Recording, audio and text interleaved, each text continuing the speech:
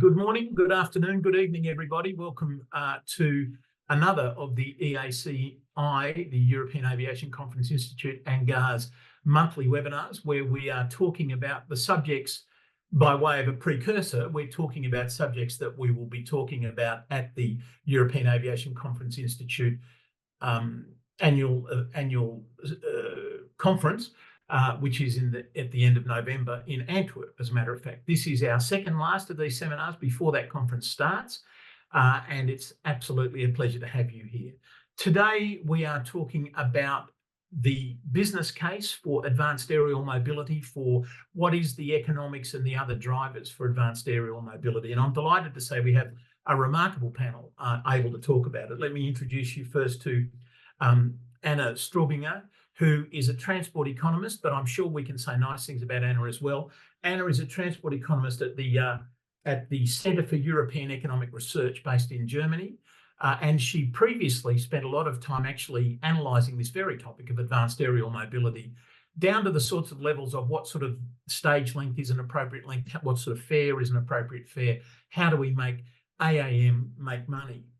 Immediately to my right, on my screen, I don't know what it looks like on yours, is Mr. Philip Butterworth-Hayes. Philip is a long-time aviation journalist, long-time aviation correspondent, and it has to be said, one of the very, very early adopters of AAM and drones and the sort of the developments and the changes that are there. He is the, I've written this down somewhere, he is the publisher of Urban Air Mobility News, and I really recommend, if you're interested in this topic, that you look that up. Phil has got all sorts of publications out there. He is also the UK representative for the Advanced Aerial Mobility Institute. So immediately to his left and my right, again on my screen, is Amin Vafadar, who's going to have to be on his very best behaviour today because he's the executive director of the Advanced Aerial Mobility Institute. And it's an institute, so you know it's important. And he's also, Phil is based in Brighton, which isn't a suburb of Sydney. It's actually a town south of London. And Amin is in London as well. So you can't ask for more people, better able to talk to us about this sort of thing. So let me start, if I may, and we are going to get, I'm really fascinated by the economics of AAM because, let's face it, we've never made the economics of aviation more generally work. So how on earth we're going to make the economics of AAM work is another matter. But let me start with a few definitions. Advanced aerial mobility, AAM, is different to drones. Phil, are you able to answer that question? What is the landscape for the technology?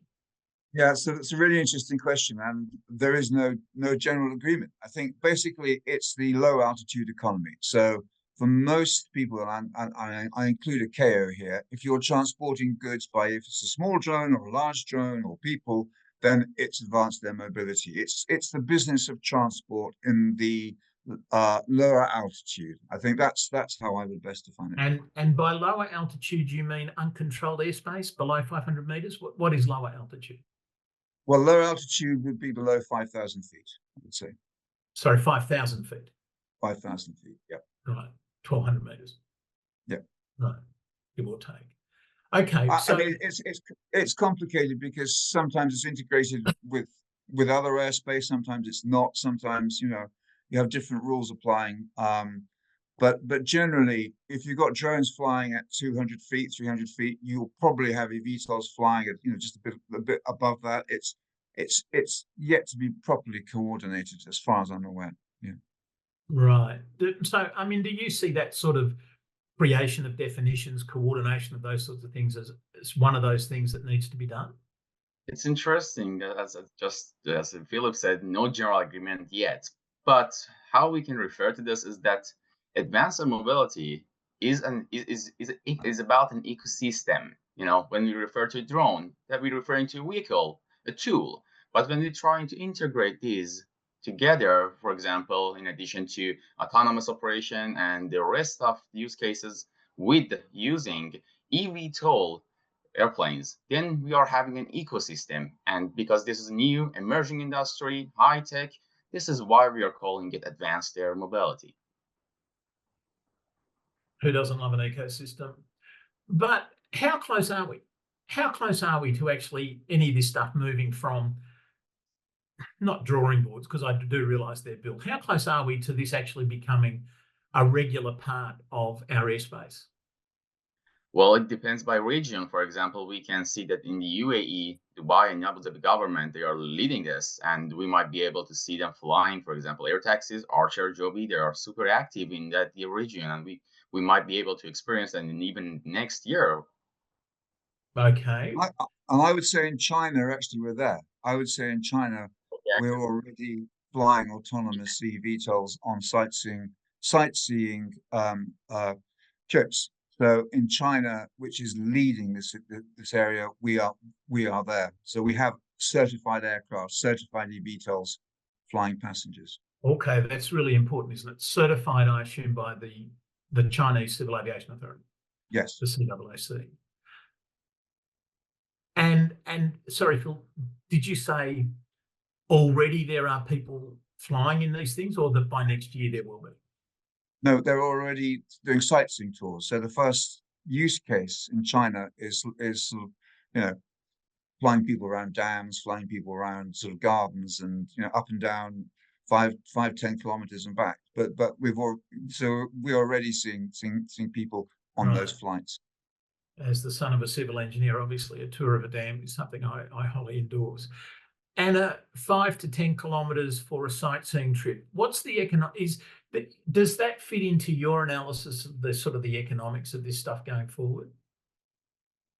So I think the most important thing is, are people actually willing to pay for it? And I think the tourists... Are people willing to pay for this?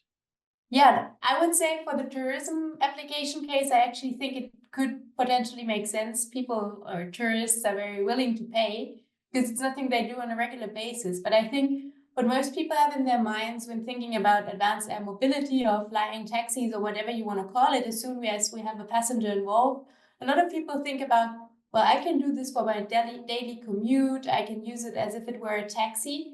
And I think we're still a far away from that, because I think the prices that we currently, these companies can currently actually reach are nothing for a broad share of the population, at least. That's right. So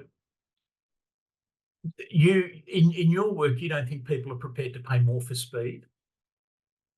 So, well, what we find is, of course, people are willing to pay for travel time savings, but what we indeed find is, if we analyze an entire travel chain, then we don't really see that many potential connections where we actually have these travel time savings, because we don't see, or what is currently happening out there is that we need vertiports for these aircraft to land and take off. So we do need a first mile and a last mile. And then, of course, it depends. How close are you to these vertiports? How close is your final destination to these vertiports? And then, of course, if you book a flight, if you think about how would this really look in reality, then I would say, well, I'm going to take such a flight going from work to home. I would book it as soon as I know when I want to leave work. Then I need to go to the vertiport. I would schedule a bit of buffer time, because you never know what's going to happen. So you'd have some waiting time.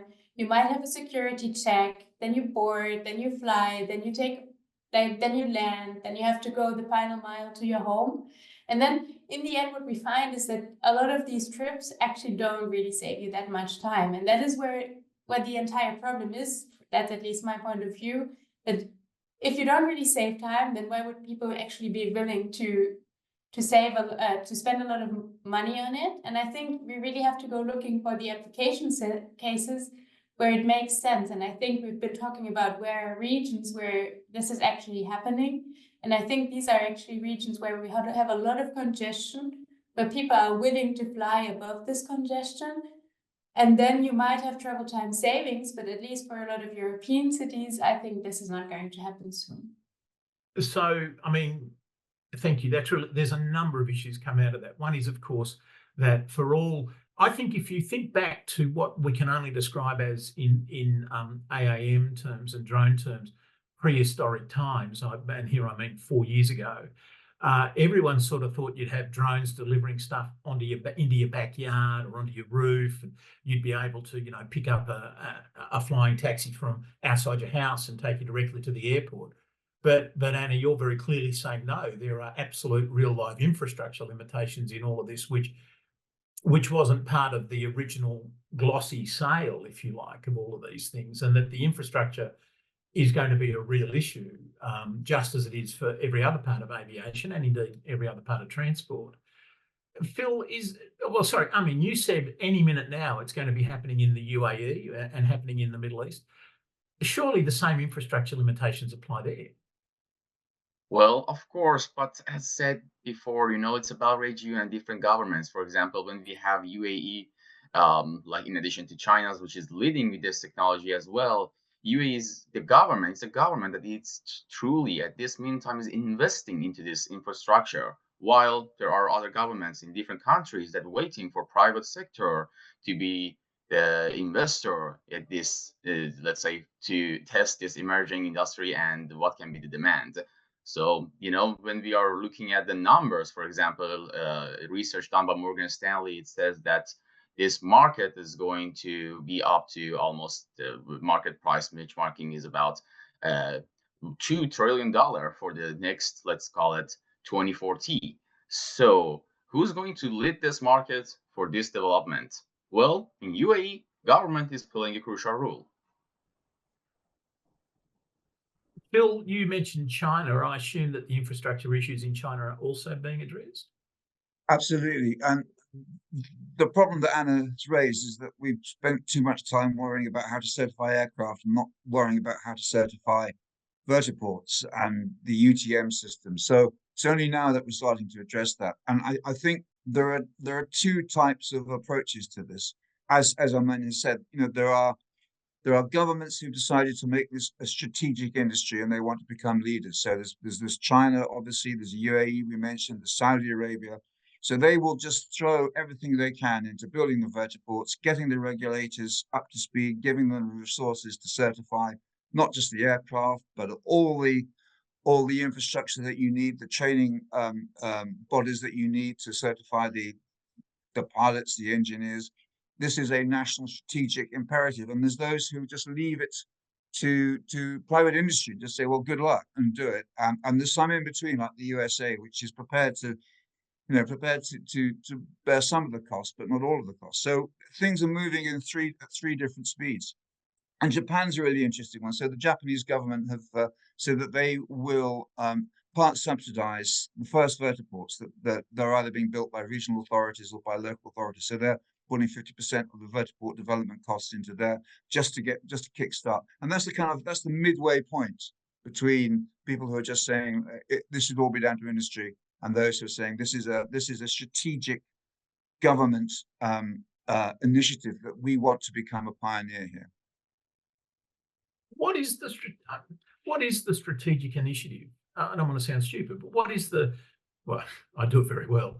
What is the strategic initiative, though?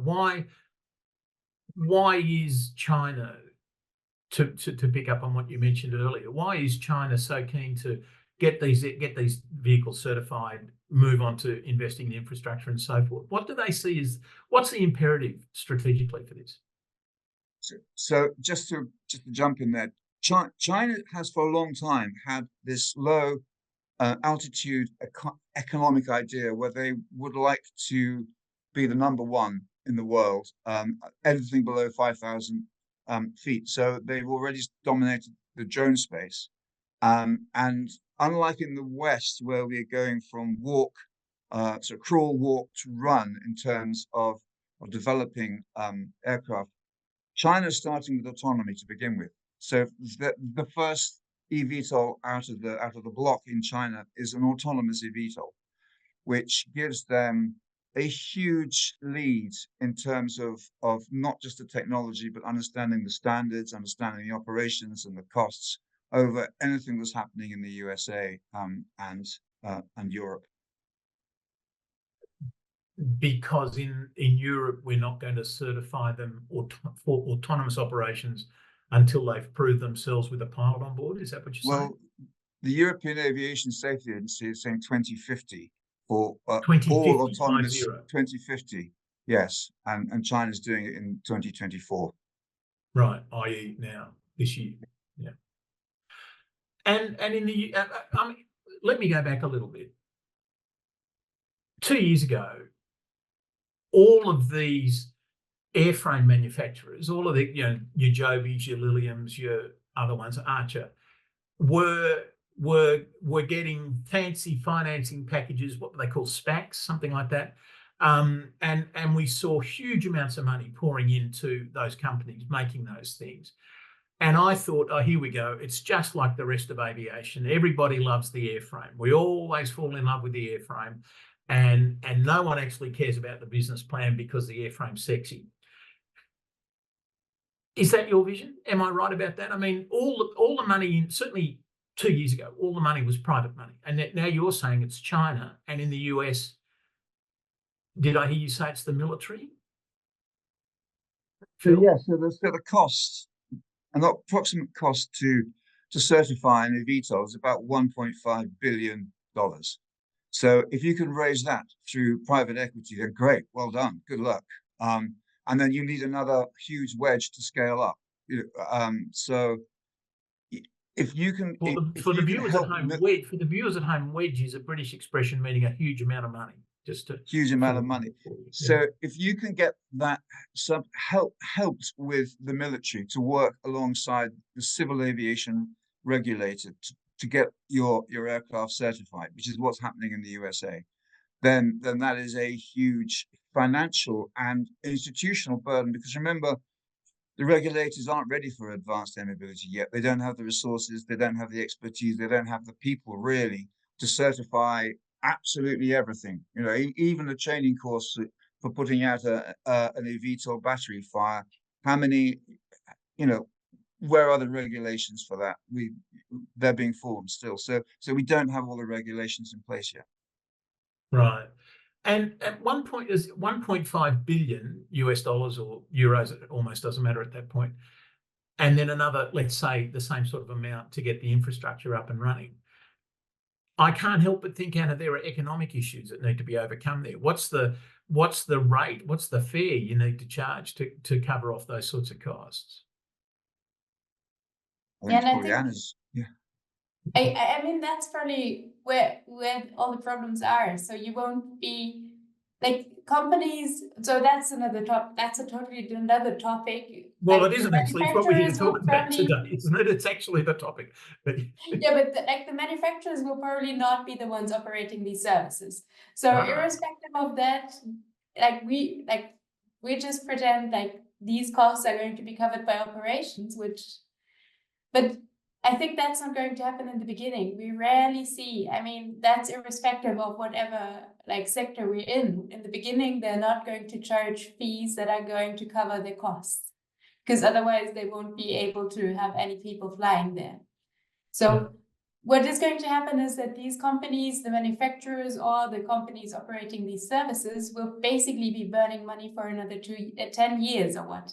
So, and I think that is what also investors are currently noticing. So we have a huge debate going on in Germany, where we have manufacturers now asking the government for support because they say, well, we don't find investors anymore. We can't do it anymore.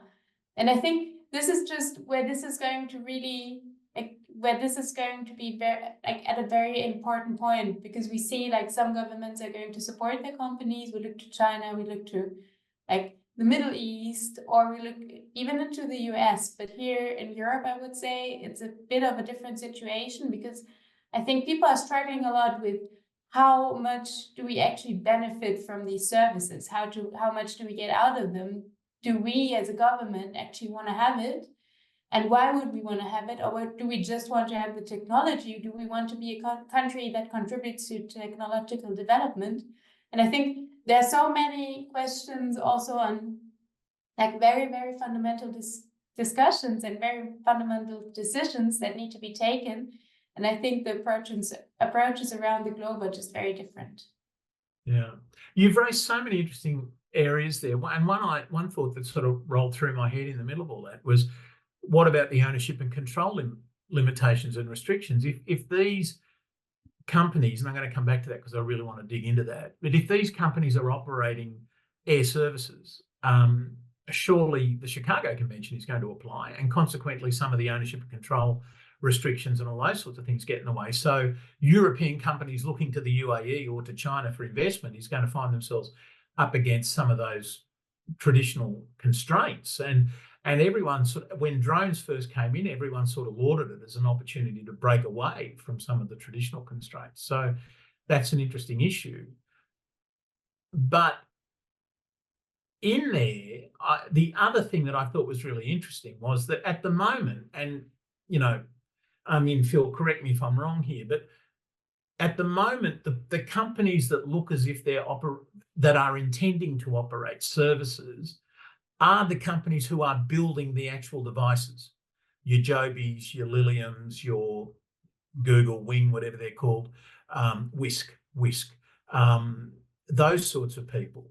That's exactly not the model in mainstream aviation. In mainstream aviation, we've got airframe manufacturers and we've got service operators. But yet at the moment, certainly, and I mean, at your institute, are you looking at this? Are we in a really different place where the manufacturer is also going to be the service provider? I mean, perhaps you'd like to talk about, you probably know more about that than me.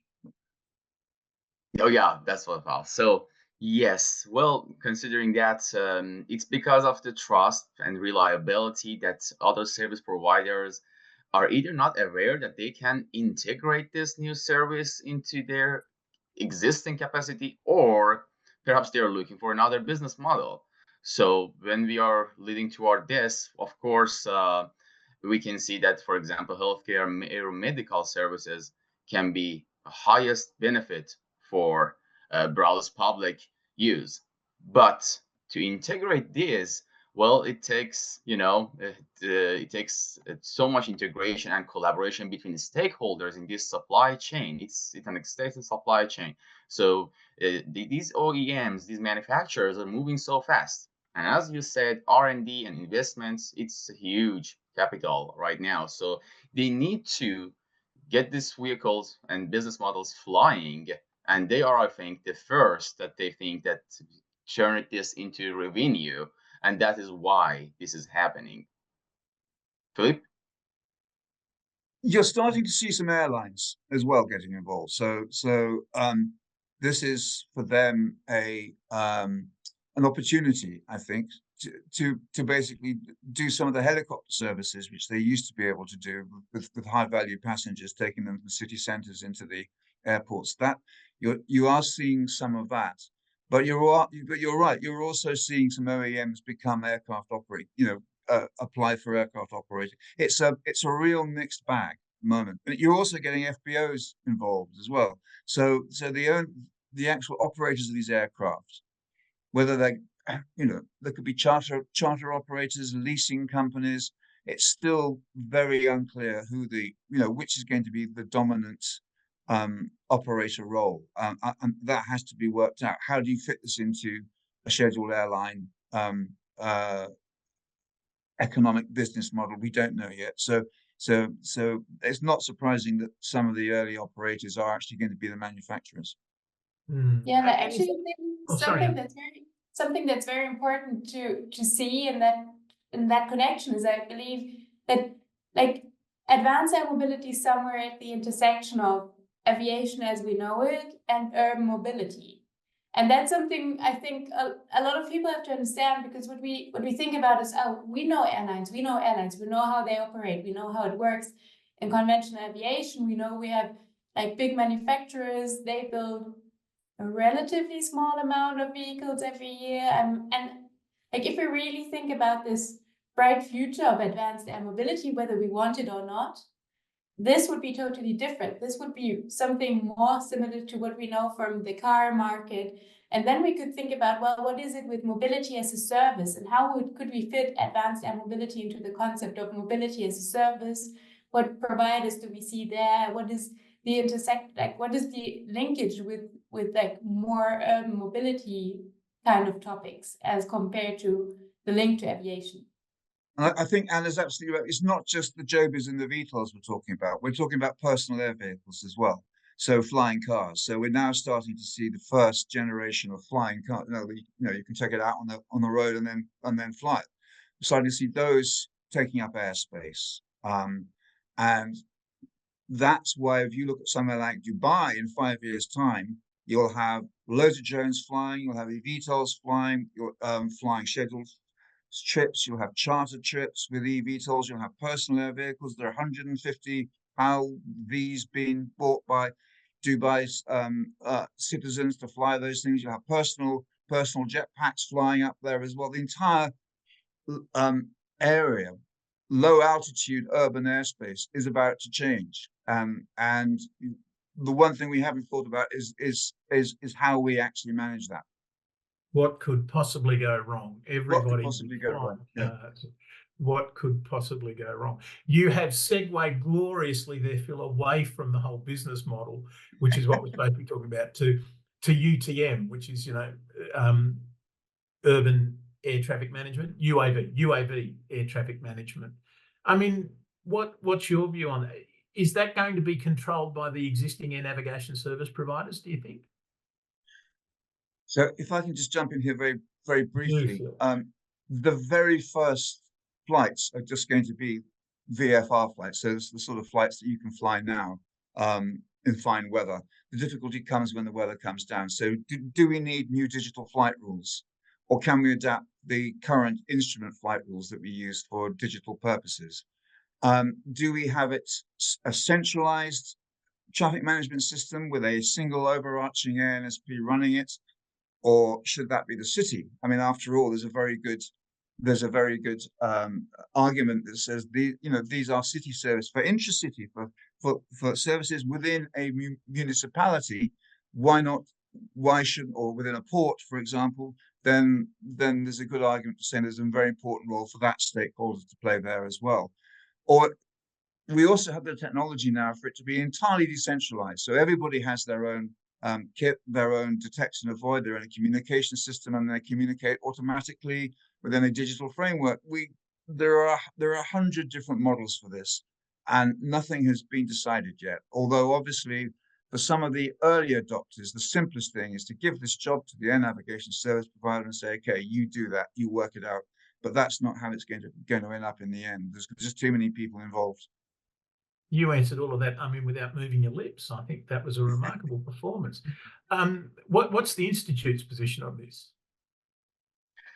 Well, to not hijack the entire track, well, the Institute vision can be actually a good answer. It is to educate and advocate for the broadest public benefit through aviation ecosystem. So it means that we are trying to integrate something into aviation ecosystem for the broadest public. It takes advocacy and education as well, because awareness comes first and then perception to actually enhance acceptance. Because yes, when we are, for example, flying in this urban situation, it's not only about navigation service providers or air traffic management. It's also about how people and environment feel about this vehicle. So we can say that it takes lots of works and efforts to educate people for this integration. And this is the rule of the Institute. Right. So, Anna, back to you, because, I mean, there's a lot of issues here for your transport economist, I think. If there is a progression, it seems to be from cargo services, and Amin mentioned maybe starting with the obvious for the good of the community, medical supplies and blood supplies and those sorts of things, up to more normal cargo deliveries and what have you, and then move from there perhaps to flying taxis, and then ultimately, and I don't think I'm going to sleep terribly well tonight, flying cars.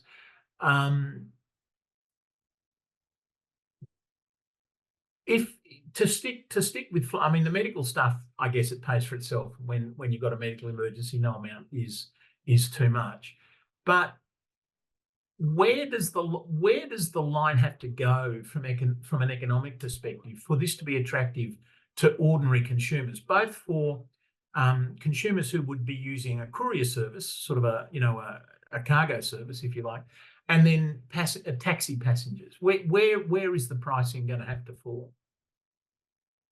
So I actually think so. It's always a trade-off. Like as in most transport choices, it's a trade-off between time savings and cost. And if I think that if there's a case where you really save time, then I think prices could be a bit higher than what they currently are, but then it really depends on how much time you save. And then I think for cargo, it really depends, because there's nothing much that you can have from it besides a time gain, because you don't enjoy flying, like you don't enjoy your pizza flying around. It might be fun for the first time, but the second time I don't know, there's no really value you get from it. Where I see, like, there's fun for you that you get from flying above a city if you're a tourist, or you think you're important and then you take your flying taxi to work. I think there's more for passenger transport, and I think there are people willing to pay this plus in money just for the sake of having the adventure. But for cargo applications, I really think it has to go via the usefulness of it. So I do think for regions that are not well connected, there are cases where it could make sense. You could, for example, think of, I don't know, Africa. You don't have a lot of infrastructure. You don't really have the opportunity to get your stuff there, and then you just fly it with a drone. That totally makes sense. But I would say, well, there's not much value for my parcels being delivered with a small drone if I live inside a city. And where would they put it anyways? Well, This drone indeed, we're can't back to the just like infrastructure. Yeah. drop it on my roof, it would fall down. And so how would I actually receive it? So there are just a lot of things that you really need to think through. So I don't really, like, I really believe you may need to understand that what are the application cases that really make sense, and where can we really get a benefit out of it? Part of the business case, I think, Phil, I'm coming back to what you were talking about, because part of what Anna is talking about, obviously, is the costs of operating. And I accept that for the first operator, there's an enormous cost, and the cost will come down as participation in the market grows. I buy that. But to come back to the UTM point for a moment, no one has ever been able to convince me that there is a business case for ANSPs to provide the service. I haven't been involved in this for a couple of years now. Has any of that changed? The Yes. ANSPs still seem keen to deliver the service, but I cannot see a business case for it. So when we're talking about the air traffic management side and the overall, I know you hate this word, ecosystem. I'm up for ecosystem. It's value chain I hate.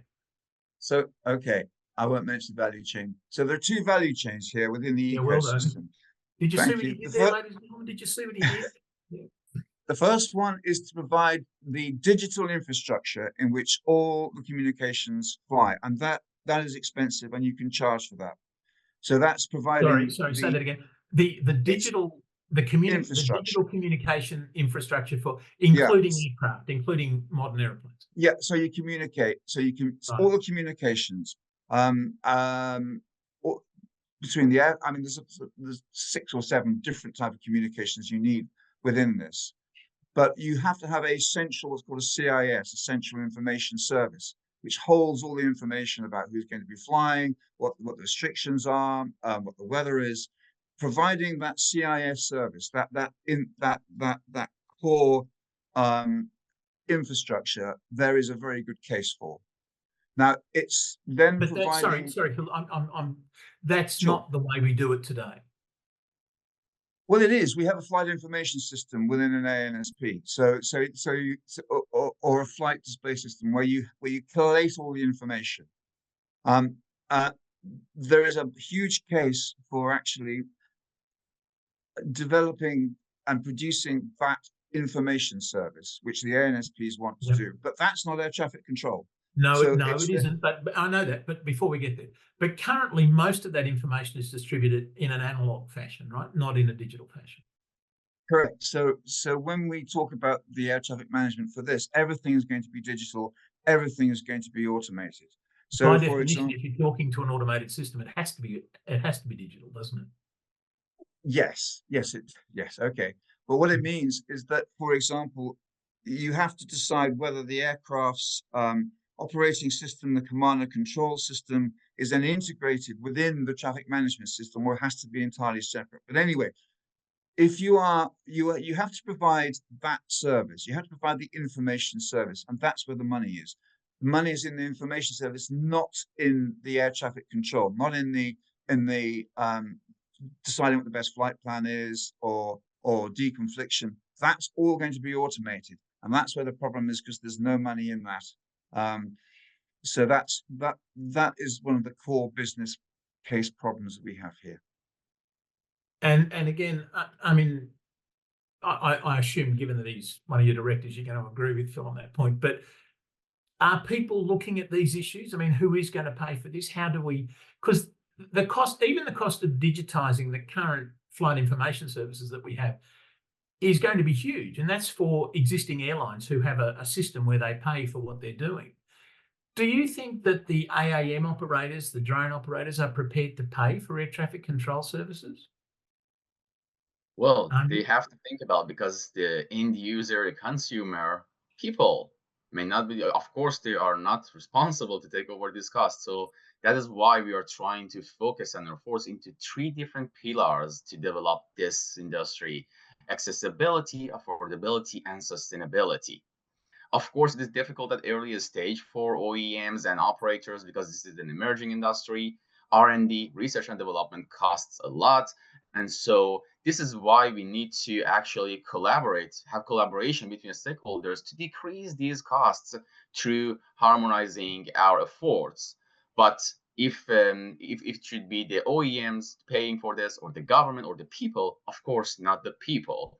Affordability comes first, because we are not going to only to develop this industry for example, rich community. So this is why affordability should be focused. No, I mean, if you spend any more somebody- time in the aviation industry, I mean, you'll learn that it's not the people that have to pay for this, it's the taxpayer. Anna, sorry.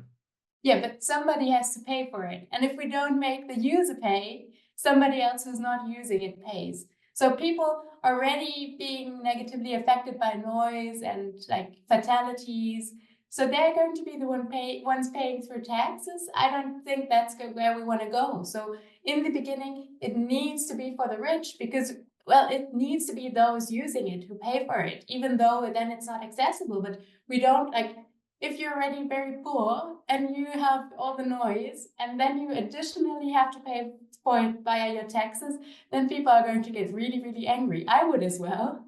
Welcome to aviation, Anna. Welcome to aviation. That's what we do now. 10% of the population flies. Everyone pays. Exactly. But I mean, there is a real value behind aviation. We understand that globalization only works via aviation. We can't just quit aviation, because we can, of course, we can take a boat and go in a boat for 3 weeks to go to the US, but that's not, like, there's no real value behind that. But I can, of course, take a train or take the subway or take my bike to go 5 kilometers. So that we do need to talk about the value that is behind advanced air mobility and who's going to pay for it. Because as long as not everybody benefits from it, and as long as the entire society doesn't benefit from it, I don't really see a value in paying via taxes. And I do understand that we do all pay for aviation, but aviation is, like, not in all cases. I agree that not everybody should fly to some islands for little money, but like the broad scope of aviation, I'm not going to say we should stop flying. Good. I'm pleased to hear that. But are people? But we come back to the problem that you mentioned right at the start, I think, which is that the initial costs are going to be enormous, and we can't charge people the sort of money that would recoup those costs. So we are going to have to spend some time till we get to a place where we're happy with that. Is it? I realise this is an open-ended question, but in your opinion, is this actually sustainable? Will we get to a place where we can find a business model for AAM? So we. Sorry. Sorry. So well, I was just going to say that. I'm in, then Phil, and then Anna. That's the question. Okay. Are we going to get to a place where we can find an economic business plan? So I'm trying to put 3 pieces together here. So we have a sort of vehicle, and it's trying to be integrated for the best use case. So there is either time, which matters, or the goods, or the human life. So when we are having these three together, if you are having goods, a cargo to transport your cargo, and that's a valuable cargo, the business is going to pay. You are going to pay. If it's about time, luxury, for example, consumers, they are going to pay. But when it comes to life, for example, considering healthcare and aeromedical services, I think that's also needs to be, yes, considered, that government or authorities need to support the public for the Money, no implementation. object. Yeah, money, no object. Yeah. Yeah. Phil, what's your answer to the question? Will we get to a business model? So my view is that it's entirely wrong to look at this as another type of the aviation industry. This is an entirely new aviation industry, a completely new type of industry where we have no idea. And we can sit about and talk it for hours and hours, but actually, until these things start flying, until we actually understand what the public's perception is, until we understand the role of the other stakeholders, Armin is absolutely right. You know, there are going to be local authorities, community groups involved in this in a way that they're not involved with aviation.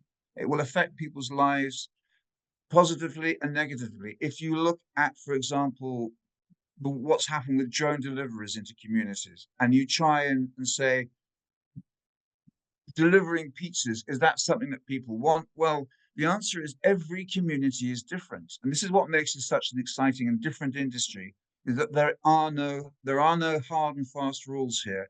Every community will have a different set of priorities, and that's why they have to be involved very early on as stakeholders. And we saw what happened in Paris, where right up to the last few minutes, there were protests by local authorities against eVTOLs flying at the Olympic Games on environmental grounds. Now, that to me strikes me as that's a very odd thing to happen. First of all, that they weren't involved at the start, but secondly, environmental protests against electric aircraft. There's some bad communications gone on there. So I mean, it's absolutely right. We need to involve everybody early on, not just in research studies, but actually bring them along, and so you can hear and touch and see what their future is going to be. Insert regular stereotype about French people and barricades here. No. It may be that they walked past saw a protest and realised they had to jump on it because, you know, without even considering the issues. But what could I possibly say? And are we going to get to a commercial model, do you think? I actually think we can. I think we're probably not going to get to a commercial model that works for everybody and that everybody can really afford to pay for. But there are a lot of rich people out there that are willing to spend a lot of money for weird things. There are a lot of people flying helicopters nowadays. And if, like, we think about flying taxis just being like better helicopters, what in the end they are, then this market is definitely going to be one that works well. And then, of course, we can think of other applications because they might be cheaper in the long run, where we can think of broader applications of all of this. So I do think there is going to be a business case for it. It's just not going to be for everybody. And that's what I think. And maybe also adding to the environmental thing, because this is a topic that really touches me. I work at the intersection of environmental and transport econ. So what we still need to understand that lifting something off the ground, despite it being an electric vehicle, is always more energy intensive than if we transport it on the ground. So if we put it in an electric car, then this saves energy. So I do understand that there are concerns about environmental aspects, because as long as we don't have green electricity, then there indeed is an environmental aspect to this whole discussion. Because Yeah. I mean, just lifting things off the ground is more energy intensive than anything else. I mean, you earlier on mentioned sustainability as one of the pillars on which you're working. But is that something that you're finding people find attractive, the way Anna's just mentioned? Well, if people finding it attractive, or if they need it, you know, this is two different angles we can look at it. So in terms of sustainability, we do have emissions, noise, and not only this. So, well, when we are going toward an urban area operation, and congestion comes forward in future.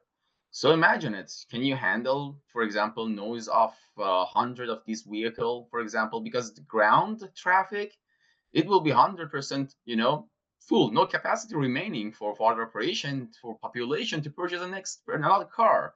And how about bus or public transport system? How much of the future population can this public transport transfer, in future? So we should also get this traffic into the air, and then noise comes first. So uh, if I'm not sure if, for example, the majority of people, for example, are aware about noise levels, but it matters so much. For example, when you are having a truck delivery, Amazon truck driving within, for example, in the streets with a noise around 80, for example, 70 decibel, and then you are having a vehicle flying in front of your window with something around 45 decibel, which is about a noise level in a crowded room. I think it matters in terms of accessibility and considering noise. And of course, emission comes to the case when we are having sustainable development goals at the United Nations, as well as authorities when they are speaking and planning this strategy for net zero for 2040, 2050. And of course, this is going to be integrated exactly with sustainable development goals of the United Nations. I think that's a good point, but I think also if you look at the clear commercial benefits will come on things like using fixed wing electric aircraft flying from regional airports to regional airports. Which is also advanced air mobility. But I think those are, even now we're looking at sort of 30, 40 seat airliners effectively, but electrically powered with fixed wings rather than with road. And I think there's a very, very strong business case for that. And in fact, that is the kind of one of the stepping stones for much larger decarbonization of the aviation industry, as UTM is, which is we talked about. Digital traffic management within cities for drones is the future of ATM, because if you can do this with a highly complex drone airspace within an urban environment, then you can do it with the wide open spaces of an air traffic management system. So what we're seeing here, as well as its own industry, this is a stepping stone to something which is much bigger and has a lot more implications for decarbonization and automating the air traffic the whole aviation industry. But what you seem to be saying, Phil, is that basically we're going to integrate this into what you could almost call existing aviation. It'll reform and revolutionize ATM. It will reform and revolutionize small, intra-regional transport. Am I missing the point? Well, no, you're not. But I mean, from a traditional aviation industry view, this just does not make sense. AAM does not make sense. We want to be flying eVTOLs in 2026, but we don't have half of the regulations of the standards in place, especially around the infrastructure. And yet it's going to happen. So it's kind of overturning the entire ecosystem, from the regulatory system to the standards to everything else. It just doesn't make sense from a traditional aviation point of view. I think what hasn't been grasped just quite how revolutionary and quite how different this is. So you're starting, when you see the FAA, for example, starting to see, when you look at automation, third-party suppliers providing services which at the moment are just government services in terms of air traffic management, of exchange of data. When you're looking, this is what's happening in some parts of the world where you're having people are building air traffic management systems for cities which combine the traffic management, the command and control, the flow control, everything within one single unit. Never been done before. A lot of traditionalists look at this and say this is never going to happen, but it is going to happen, and it is going to be an enormous difference to the way we think about aviation. Exciting days. Are you excited, Anna?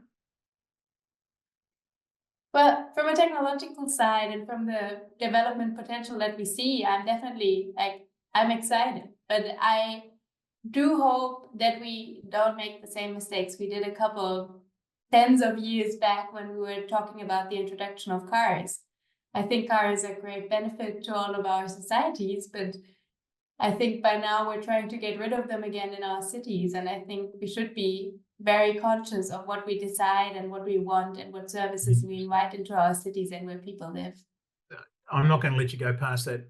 What are the mistakes? What are the mistakes we should not make? Well, we shouldn't not price the cost that a service really produces. Like we don't charge cars for using the roads. We don't properly charge cars for what it costs for them to park on roads or somewhere else. And all of these like unpriced externalities, and here comes the transport economist talking to you. All these unpriced externalities are probably the biggest problems that we made. And if we properly start pricing the externalities that advanced air mobility produces, then like people just pay the proper price. But we were talking about people not paying the proper price from the beginning on. So if we make it even more expensive by including the externalities, then there's going to be some trouble in making this a business case. For just 1 second there, I thought I was going to be the first person to use the word externalities, which would worry me hugely because I'm not an economist. Are you excited about the future? Well, of course, referring to different types of advancement for civilization, we are just type 0 based on one of the studies, Kardashev scales. We are just type 0 of civilization advancement, and we got type 1, 2, 3, 4 ahead of us. So, and it is estimated that it takes 100 years to reach just type 1 civilization. And that means when we are going to be totally sustainable and having renewable energies with totally independent with existing resources on Earth, for example. So advancement is inevitable, and it is exciting, of course. Okay. Reminded of Gandhi when someone asked him once about what did he think of Western civilization. He said it'd be a really good idea. What about you, Phil? Are you excited? Yeah, I am. It's fantastic. I just hope that people are patient, because I think one of the problems is so much has been promised and we've missed so many deadlines already in terms of the very first services, that I think it's going to take a little bit longer for the entire ecosystem to develop and then work out how people make money out of it, because there's lots of areas which are just we simply don't know. Some basic stuff like, will you need at every vertiport, will you need crash fire rescue vehicles, first responders? How many emergency landing pads will you need? None of these things, which goes right to the whole business case of flying. These are all unknowns, and we have to work out. We don't know the costs of all these things yet, and these could affect the business case enormously. Or we don't know the insurance costs. We don't know some of the financing costs. We don't know how many skilled local authority people we're going to need to give people building permission to build a vertiport within a city centre. They have, most cities have no idea about aviation, so we've got to bring those two communities together so they can start to understand each other. None of that work's been done yet, so there's just so many huge unknowns. It's going to take a while for those to be known, and it's going to take longer than people think it is. But yet, you told me this is already happening in China. The US military's, dead keen. Yes, that is absolutely true. Is there going to be a problem with that sort of misentendu between I nearly said first offenders, the first uptakers of this stuff, and the rest of us who are worrying about things like, do we train firefighters? Do we have spare batteries? All that kind of stuff. So this is politics, isn't it? This is how much local democracy is there to change, a government policy. And we're talking here about China and the US military. So the answer is no local democracy. Well, no, I'm certainly not saying that. I'm certainly not saying that. But what I am saying is that the more opposition, organized opposition there is to this, and we don't know at all yet whether there's going to be any. In some communities, there won't be. In other communities, there will be. It's how you factor that into the overall business case. It's how you. We have a chance here to be very democratic. We have a chance here to give everybody a stake in this, even non-flyers. They'll be able to see the benefits if they are involved early on and if they are part of the decision-making process. If you keep them out, then it'll be a lot more complicated. Right. I mean, any final words on this? Well, this integration, as you said, I'm trying to get to use the value chain better than ecosystem. So as said, the value chain, yes, we have the stakeholders, and putting all these values together to overcome regulatory red tapes, firstly, and then economic barriers and investment hurdles. Of course, integration and inclusivity is necessary. This is why we are trying to get everyone together to improve the synergy, just as Philip stated. This is it, exactly. We need all to work together.